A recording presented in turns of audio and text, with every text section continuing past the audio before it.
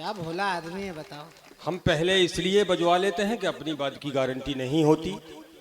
इन सब ने बहुत अच्छी कविताएं पढ़ी, हमसे ऐसी उम्मीद ना करें। हम सही बता रहे हैं। सरस्वती का मंच है, जो भी कहेंगे सच के सिवा कुछ नहीं कहेंगे। बस गीता पर हाथ नहीं रखेंगे, क्योंकि अपन ब्राह्मण आदमी हैं भाई साहब। महाराजाधिराज त्रिलोक विजयी लंकाधिपति महाराज रावण के वंशज, उन्होंने एक बार धोखे से सीता पर हाथ रख दिया था, भगवान कसम पूरा खानदान नष्ट करा लिए थे। तो अपन ऐसी गलती नहीं करेंगे। बस जो भी कहेंगे सच के सिवा कुछ नहीं कहेंगे। भाई साहब ने हमें बहुत प्यार से उठाया है, भगवान इन्हें भी ऐसे ही प्यार से उठाए। लेकिन आपने हमें जो सम्मान दिया है, भगवान कसम आप देख रहे होंगे, कोई आश्चर्य की बात नहीं है भाई साहब। अपन हैं भी इसी लायक। अच्छा हम सही बता रहे हैं। अपना बहुत सम्मान है भाई साहब। हाँ। हमारी ये तो हमारा नगर है, हमारे नगर में, गांव में, देश में, प्रदेश में और हर जगह जिले में हमें बहुत सम्मान है। बस घर में सम्मान नहीं है। हम सही बता रहे हैं। तो घर में सम्मान तो प्रदीप पंसारी जी का भी नहीं है। नहीं, और ये माला देते हुए आज वीडियो जब घर जाएगा ना, तो तू यहाँ भले ही कितनी भी ताली बजा, घर जाके तू खुद ही बजेगा। हम घर जाके गलती मना लेंगे। हम सही बता रहे हैं। अपना बहुत सम्मान है भाई साहब, और आज से नहीं बचपन से है। पीयूष खरे जी कहाँ गए? पीयूष खरे जी बैठे हैं, कैलाश ताम्रकार हमारे मित्र हैं, वो भी बैठे हैं। उन्हें पता है कि हमारा सम्मान बचपन से बहुत है। हाँ, शकील भाई साहब बैठे हैं। भाई साहब जब मैं कक्षा 10 में तीसरे बार फेल हुआ, हम सही बता रहे हैं। तो हमारा सम्मान देखो आप। हमारे प्रधानाचार्य जी ने बड़े आदर और सम्मान के साथ हमें प्रधानाचार्य कार्यालय में बुलाया। हमारा सम्मान है। और जैसे ही मैं प्रधानाचार्य कार्यालय पहुंचा, तो प्रधानाचार्य जी हमारे सम्मान में कुर्सी छोड़ के खड़े हो गए और हमारे दोनों हाथ जोड़े। नहीं, हंसने की बात नहीं, ऐसे हाथ नहीं जोड़े। अपने यहाँ कई प्रकार के हाथ जोड़े जाते हैं। हमारे यहाँ जब जैन समुदाय में हाथ जोड़ते हैं तो हम ऐसे हिला के हाथ जोड़े जाते हैं। हम जब प्रणाम की मुद्रा में हाथ जोड़ते हैं तो सीधे प्रणाम कर लेते हैं। उन्होंने हिला के भी नहीं जोड़े, सीधे भी नहीं जोड़े। जब हम उनके सामने पहुंचे तो उन्होंने ऐसे हाथ जोड़े और हमसे कहा कि हे प्रभु, अब हमें क्षमा करो। हमने उन्हें क्षमा किया। हम सही बता रहे हैं। मैं कक्षा 10 में पढ़ता था, साहू जी बैठे हैं, मैं कक्षा 10 में पढ़ता था। परीक्षा में पेपर देने पहुंचा, संस्कृत का पेपर था। उसमें परीक्षा में पहला प्रश्न आया। हमारी विद्वता का अनुमान लगा सकते हैं आप। उसमें प्रश्न लिखा था, सर्वे भवन्तु सुखिना, सर्वे भवन्तु सुखिना, सर्वे सन्तु निरामया, सर्वे भद्राणि पश्यन्तु, मा कश्चित् दुःख भाग् भवेत्। ये दिमाग की बात थी। नीचे लिखा था हिंदी अनुवाद करो। हमारे क्लास का कोई लड़का नहीं कर पाया, लेकिन मैं विद्वान आदमी, मैंने किया। उसमें लिखा था कि सर्वे भवन्तु सुखिना। हमने लिखा कि जब सर्वे किया गया, अब हंसने की क्या बात, सर्वे माने सर्वे ही तो होता है। सर्वे भवन्तु सुखिना, हमने कहा कि जब सर्वे किया गया तो पाया गया कि भवन्तु ऋषि के आश्रम में कोई भी सुखी नहीं था। उसकी दूसरी लाइन थी, उसमें लिखा था कि सर्वे सन्तु निरामया। मैंने हिंदी लिखी कि सारे के सारे संत निर्माया में लिप्त थे। उसकी तीसरी लाइन थी सर्वे भद्राणि पश्यन्तु। मैंने हिंदी लिखी कि ये सर्वे भद्राणी और पश्यन्तु ने मिलकर के किया।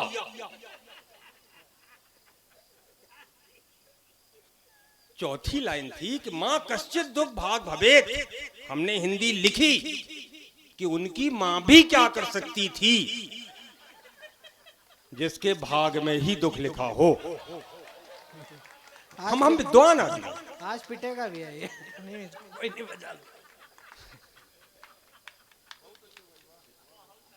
संस्कृत का पेपर था, परीक्षा में दूसरा प्रश्न आया। उसमें लिखा था कि विद्या धनम सर्वधनम प्रधानम। नीचे लिखा था हिंदी अनुवाद करो। हमारी क्लास में कोई नहीं कर पाया। मैं विद्वान आदमी, मैंने किया कि स्कूल में विद्या के लिए आया हुआ सारा धन प्रधान जी का होता है। हम सही बता रहे हैं। इतिहास का पेपर था, परीक्षा में प्रश्न आया, उसमें लिखा था कि महाभारत क्यों हुआ। अब ये दिमाग की बात थी। हमारे क्लास के कई लड़कों ने अलग अलग तर्क दिए। एक बच्चे ने लिखा कि महाभारत इसलिए हुआ क्योंकि दुर्योधन अहंकारी था। दूसरे ने लिखा कि अगर भगवान कृष्ण चाहते तो महाभारत ना होती।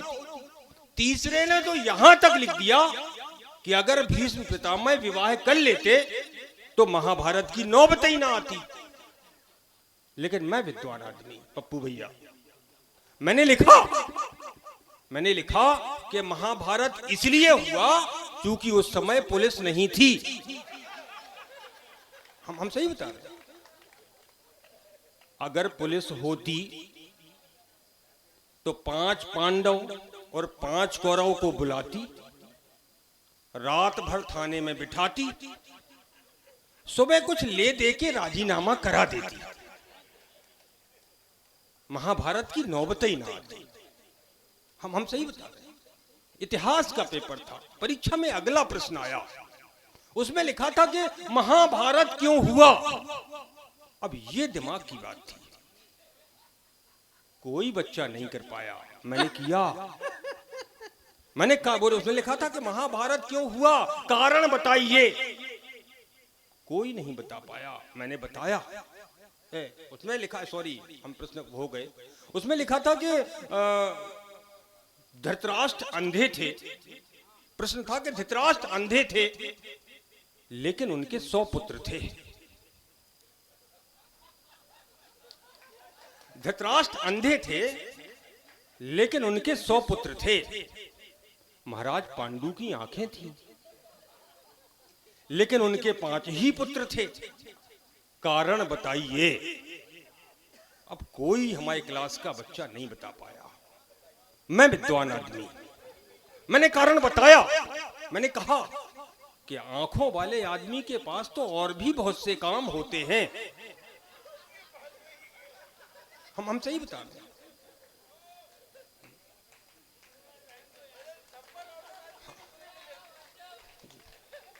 इतिहास का पेपर, परीक्षा में तीसरा प्रश्न, उसमें लिखा था कि भगवान राम को त्रेता युग में वनवास हुआ लेकिन उनके साथ सीता वनवास क्यों गई, कारण बताइए। ये दिमाग की बात थी। प्रदीप भाई साहब, कारण कोई नहीं बता पाया, लेकिन मैं विद्वान आदमी, मैंने कारण बताया। मैंने, किसी ने लिखा कि भगवान राम अकेले वन में न जाएं तो सीता जी चली गई। किसी ने लिखा कि वो पतिव्रता थीं, लेकिन मैंने कारण बताया। मैंने बताया कि जिस घर में 3-3 सासें हों तो बहू के लिए वनवास ही ठीक है। हम विद्वान आदमी, और हमारी भी एक पत्नी है। हम भगवान कसम, और बहुत धार्मिक स्वभाव की महिला है।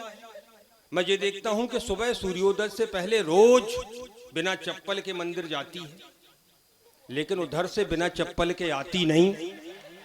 मैं प्रणाम करता हूं। आप लोग ताली वाली बजाते रहिए, हम कवियों की आदत खराब होती है। हम दो ही मिनट जिंदा हैं आपके बीच में। मैं एक चाह रहा था, एक छोटी सी एक व्यंग पढ़ दूं और अपना स्थान ले लूं। 4 लाइन का है और बस। एक अत्यंत विषैले सर्प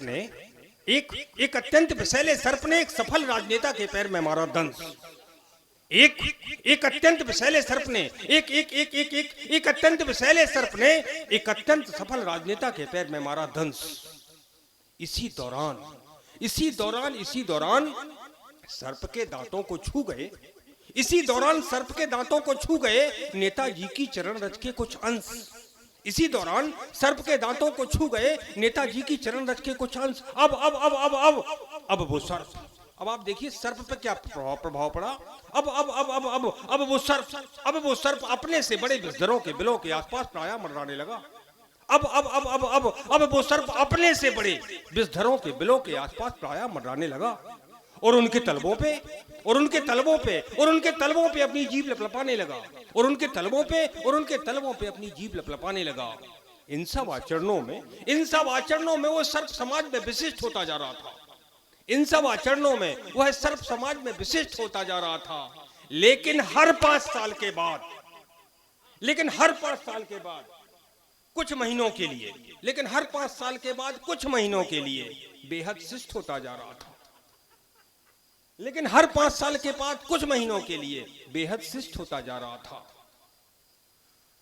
अब अपने से बड़े सर्पों की आगवानी की व्यवस्था उसका अब नैतिक धर्म था। क्योंकि वो जान चुका था कि उनके आगे आचरणहीन कमसिन नागिनों को उपलब्ध कराना ही ऊंचा उठने की कड़ी का मर्म था। क्योंकि वो जान चुका था कि उनके सामने आचरणहीन कमसिन नागिनों को उपलब्ध कराना ही ऊंचा उठने की कड़ी का मर्म था। उसकी इस बहुमुखी प्रतिभा की बदौलत उसके पास अब कई सुनहरे ऑफर थे। उसकी सेवा में बहुतेरे छोटे सर्प, बिच्छू और बिस्खापर थे। विकास पर उसका सिद्धांत ऊपर तक अनुमन्य था। ये अवसरवादी राजनीतिक युग है साहब। इसलिए वो सर्प अत्यंत विषैला होने के बावजूद भी धन्य था।